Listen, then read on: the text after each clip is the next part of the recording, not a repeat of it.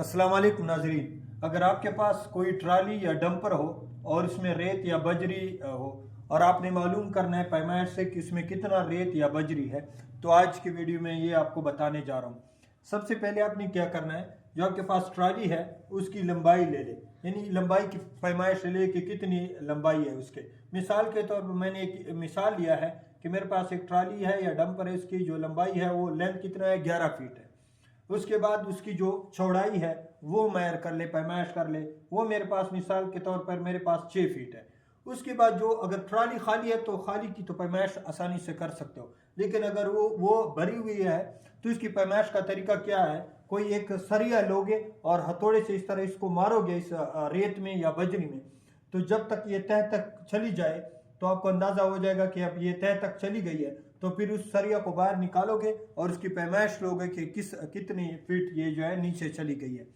तो मिसाल के तौर पर मैंने एक ट्राली की ली है पैमाइश, जो उसमें जो सरिया कितने फीट तक चला गया है, 2 फीट तक, यानी 2 फीट तक उसकी इसमें रेत है या बजरी है।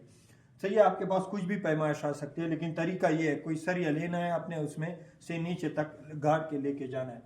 तो ये चीज़ें आपने नोट करना है। इसके बाद आपने ये फार्मूला नोट करना है कि वॉल्यूम, यानी वॉल्यूम का फार्मूला, ये जो आपके पास लंबाई है और आपके पास जो चौड़ाई है और आपके पास जो ये सरिया नीचे गया है, यानी हाइट, डेप्थ, जितना सरिया उसके नीचे गया है वो उसकी पैमाइश लेंगे। अब लंबाई मेरे पास कितनी है, 11 फीट है, और चौड़ाई कितनी है, वो मेरे पास कितनी है, 6 फीट, और जो डेप्थ है जो सरिया लेके गया हूँ वो कितना है, 2 फीट है।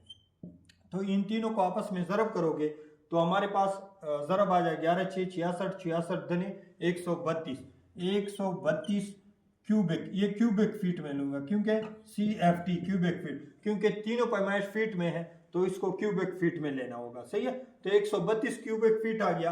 अब ये मेरे पास वॉल्यूम आ गया, तो इस डंपर में जो मैंने पैमाइश लिया है उसमें कितना रेत या बजरी होगा। अगर रेत होगा तो 132 क्यूबिक फीट, और या बजरी होगा जिसकी पैमाइश मेरे पास 132 क्यूबिक फीट है।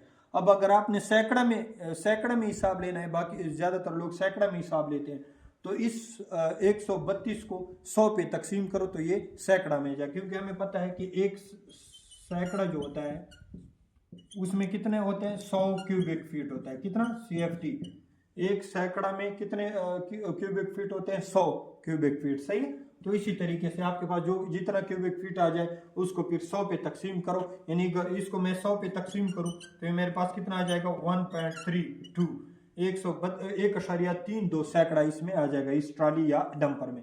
तो इसी तरीके से आप मालूम कर सकते हैं कि इसमें कितना वो है रेत या बजरी।